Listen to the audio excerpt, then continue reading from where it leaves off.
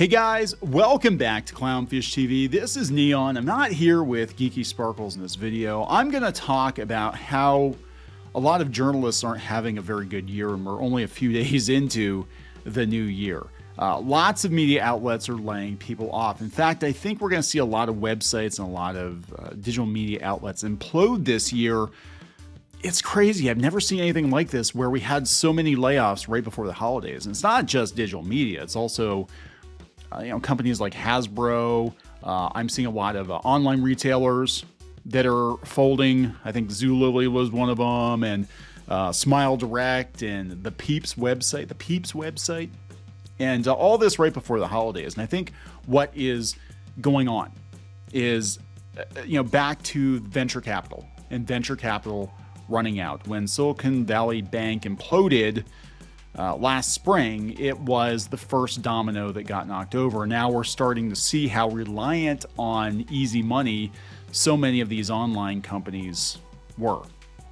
Even if they're seemingly doing well, a lot of them have, the ability or had the ability to dip into venture capital to stay afloat. And that means that many of these companies were propped up artificially. They started running low on cash. That's fine. Barely an inconvenience. You just go take out another loan.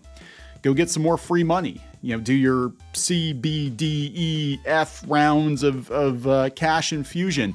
And then eventually you just keep it afloat enough, and you pad the numbers enough that some sucker with deep pockets is going to come along and pay, $500 million for your shitty website. And that's what a lot of these companies did. I mean, Reese Witherspoon, I got to give her credit.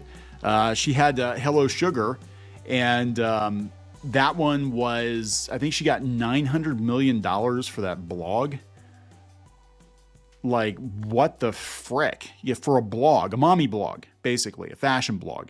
And she got like $900 million for it. And Candle Media, the suckers that bought it, the company run by a couple of former Disney executives, they bought it. They paid almost $1 billion for this. She cashed her check, and it's basically worthless. CBS bought a whole bunch of different websites, video game websites, and they're basically worthless now.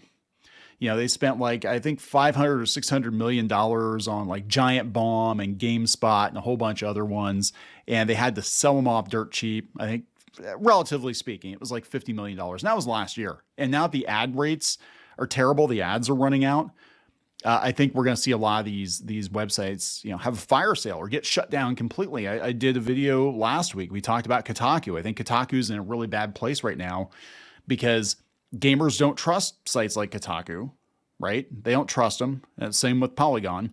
I think Polygon might be in a slightly better place than Kotaku, but a lot of gamers don't trust Kotaku. A lot of publishers, studios don't trust Kotaku, and their engagement, social media engagement, it's practically non-existent. They might supposedly get the traffic. They're claiming they're supposed to get like 10 or 12 million views a month or something like that. But you out to YouTube, and they're lucky if they can crack 1,000 views. It's pretty bad. So we're going to talk about this. Lots of media outlets imploding. And my prediction for this year is there are going to be a lot of displaced journalists. Now, look, I'm not rooting for people to lose their jobs. I'm rooting for shitty people to lose their jobs. I'm rooting for people that should not be in journalism, who have been using these websites to attack their political rivals or people they've had grievances with or certain demographics or whatever, using these platforms that were paid for with venture capital money and not doing an actual journalism. And there are many of them out there. We know who a lot of them are, right? They're activists first and journalists distant second. A lot of them are just online shit stirrers, and they've had it pretty easy for the last, 8-10 years, and now it's ending. So let's talk about all this. Before we get into it any further, please subscribe for more pop culture news, views, and rants, guys. Go out to shopclownfish.com if you want to support us and what we're doing. Go out to shopclownfish.com, pick up a copy of Crimson Wren Volume 1 or previously on Clownfish TV. We've been packing these up and shipping them out every day. Lots of fun. These books are done. They're in hand, and more books are coming your way this year. We're working on more comics projects. We're working on some game projects too. And hopefully we'll have some more details to share with you. But Yeah, I don't know where to start here. There's a lot. There's a lot. Today, the chief digital officer of CNN is stepping down after only a few months. He was only there for like 6 months. This is Athens Stephanopoulos. Is he related to George Stephanopoulos? I don't know. Stepping down as CNN's chief digital officer per an internal memo from Mark Thompson. So this is yesterday. In order to give him the freest hand possible to structure and shape the organization moving forward, I feel now is the best time for me to step back from my role and move on to a new chapter, he said. Basically, they probably bought him out. And CNN doesn't know what they're doing. CNN's they had this CNN Plus thing. Nobody wanted to pay for it. And then David Zaslav came in and shut that thing down in like 3 weeks. And now they're going back to digital. They're like, oh, we're just gonna put the news in, roll it in with HBO Max now. It's gonna be a digital thing. And now HBO and Paramount or Paramount and Warner might be merging. So who the hell knows what's going on? Yeah, so he was at CNN after being on Now This, the digital news outlet catering to Gen Z and millennial consumers. Before Now This, he was the founder and CEO of Cliptomatic, a social video disruption platform acquired by Now This in 2014.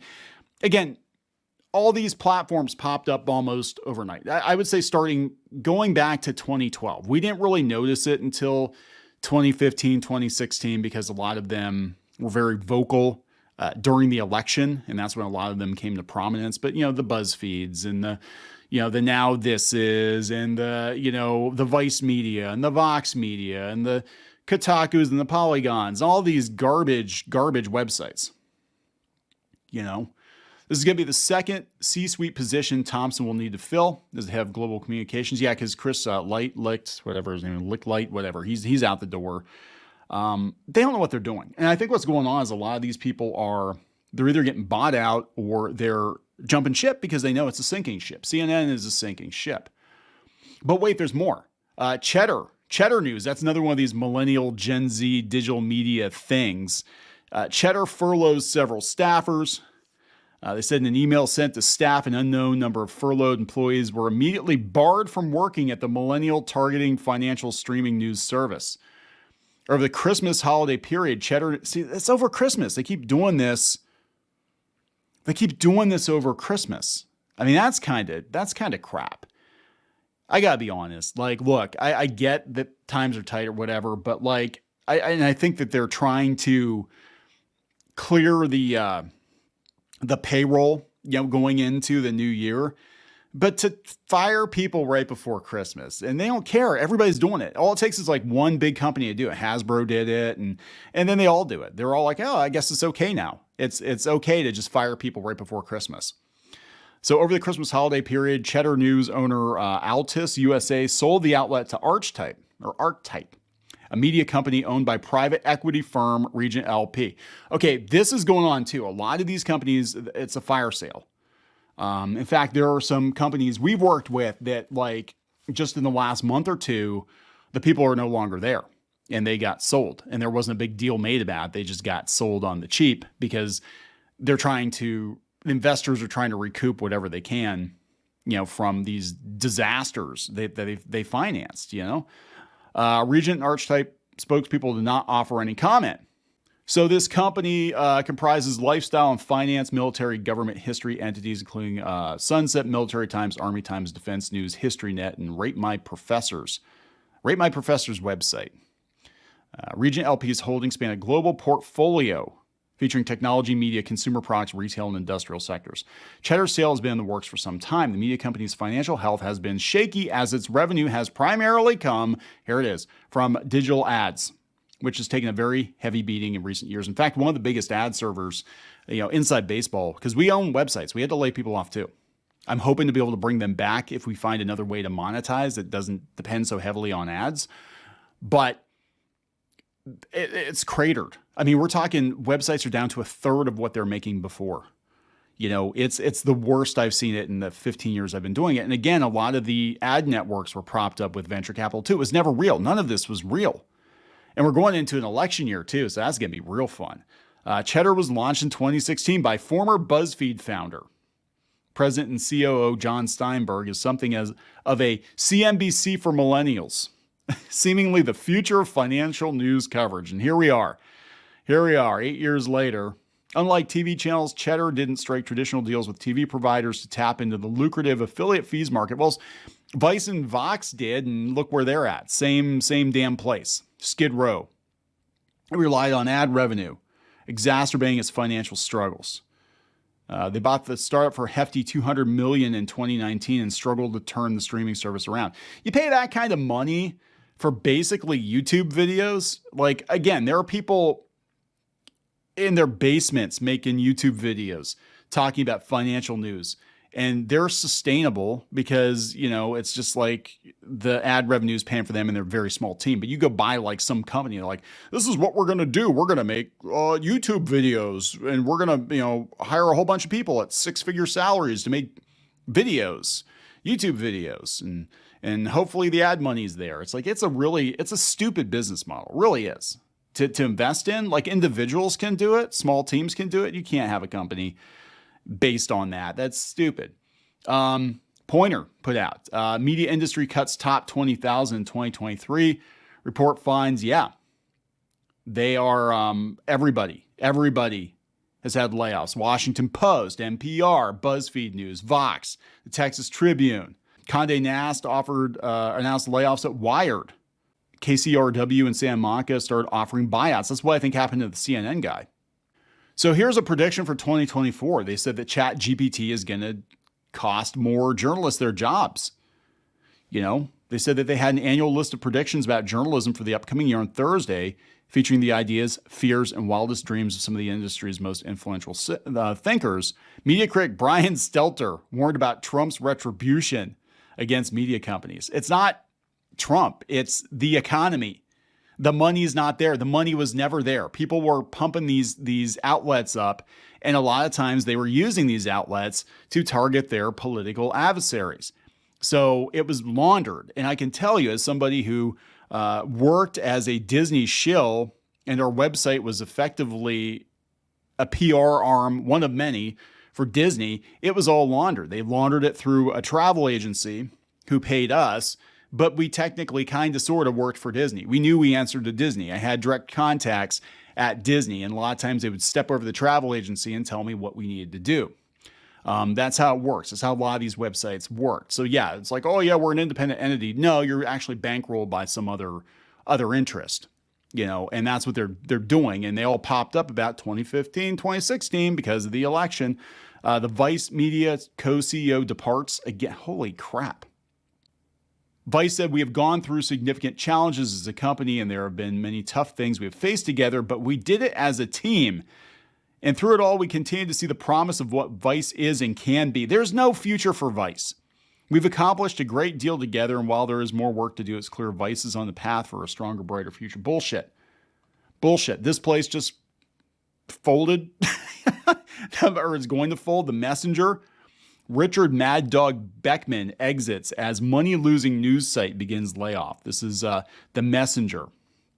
Richard Beckman's a former Condé Nast executive whose hard-charging business style earned him the nickname Mad Dog. And he launched this website last May. Very bad time to launch a website. Prior to The Messenger's launch, he boldly claimed in a New York Times profile the site would generate more than $100 million in revenue in 2024, reel in 100 million monthly readers, and hire hundreds of reporters across the country. Sources close to the situation said Beckman fell very short of those goals, and that he and The Messenger founder and CEO Jimmy Finkelstein did not see eye to eye over how to run the struggling business. After Beckman announced his exit, Finkelstein sent a memo to staff about impending layoffs while claiming the site's traffic continues to grow exponentially, with a ComScore reporting 88 million page views in November and will be higher in December. However, a source with knowledge told the Post the startup had about 12.5 million unique visitors in November. Inflating numbers. This is one of the things that's killing these websites. They're all inflating their numbers. So advertisers aren't spending money because they're like, I'm not paying to advertise in front of bots. It's all a game. It's all a game. A media insider laughed off Finkelstein's reliance on page views as opposed to unique visits, which serves as a true measure of a site's reach. That is actually true. Not only is Jimmy a terrible boss, he also can't count. Ooh, don't shoot the messenger, Jimmy, but websites are scored by unique views. That's actually true. Because you can have one person on there browsing 20, 30 pages, parking it on a message board or comment section, you know what I'm saying? And it doesn't really count. If you've got 10 people and they're each browsing 1 million views on your site a month, it's not, you don't have 10 million people on your site, right? So layoffs come as the messenger is in the midst of its second round capital raise. There we go, guys. There it is. Translation: the site's not making money because these websites don't make money. So we have to go beg for cash to keep us in business for another 3 to 5 years until we find a sucker to give us our payout, our payday. And that's what this is all about. It was always about taking venture capital and then taking more venture capital. And then eventually you were going to sell your site off to some stupid media company for stupid money and cash out. These sites never had a long-term plan. And this is the same with like the pop culture, the nerd sites too. A lot of the comic book sites, we'll talk more about comics in another video today, but a lot of the comic book sites were independently owned. You know, Comic Book Resources and Newsarama, and they were all independently owned. And then they sold out. They sold out to like Valnet or, you know, whoever the hell owns Newsarama now. Gamers Group, I think. I don't know who owns it. But they stopped being independent voices. And then they had to start chasing the views. So, you know, people are like, why isn't there any good comic book news? Why are the journalists so whatever? Blah, blah, blah. It's like, because all they're doing is chasing views. And if you're inflammatory, you're going to get views. You know, they get view bonuses. A lot of these sites were given view bonuses. So yeah, you say something stupid, even if you don't believe it, you get the view bonus. You know, they're not paying very much to begin with, and they all thought that there was some exit strategy. You know, they all thought that some sucker was going to come along and buy them because that's what has historically happened, and it's over now. Here we've got a gaming journo complaining about journalists having to weather gamer toxicity. More inevitable journalism layoffs in 2024. This super journalist says that journalist layoffs will continue with none learning a damn thing. That's actually true. You know, and they're not. I mean, I've seen journalists get laid off from these gaming sites or whatever, and they get fired, and then they go out to Twitter, and all the time they would have spent writing hit piece articles, they spend tweeting about their adversaries, their imaginary adversaries. If I see one more person out there constantly ranting about Comicsgate or Gamergate or some gate, it's like, don't you have a job? And then you look, it's like, oh no, they don't. They got fired from whatever hole in the wall website they were working for. So now they're just spending all their time on Twitter, which they swore they were going to leave, by the way. They're spending all their time on Twitter trying to go after people. So the only thing that's really sustainable, I think at this point, the only thing I think is really sustainable is that you have a subscription-based site, or that you're doing video content or podcast content or something.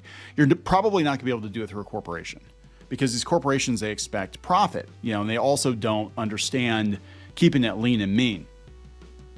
You know, they want to go, you know, we're going to hire, you know, some recent NYU grad for $150,000, $175,000 a year to start to write, you know, stories about intersectionality and video games and comic book culture, like that nobody's going to freaking read because we had all this extra cash laying around. They don't have it now. Meanwhile, you know, an individual YouTuber can make that themselves, just doing it themselves, or streaming games, or just giving opinions on games, or doing reviews, or whatever, you know, as long as they can cultivate an audience. But you see a lot of these people, you put them on YouTube and they fail. They fail time and time again. Or you have people that are activists, that are socialists, and then they're like rattling the tin cup, right? And they're like, why isn't anybody giving us any money? I'm like, because you cultivated an audience of people that are money averse. That's why they're not giving you any freaking money. They don't have any money because they're socialists. They don't have any money. They think capitalism is bad. They're not going to give you money. Jeez, man. Think about this. Think about it a little bit. But there we go, guys. This year is going to be really, really interesting. A lot of these sites are going to implode. We'll be here for it, you know. And again, there are some good people out there. They're going to get caught up in this. But there are some garbage people, too, that are going to have to find something else to do. And that's just the way it works. I'm going to wrap it up. Please subscribe for more pop culture news, views, and rants, and we'll talk later.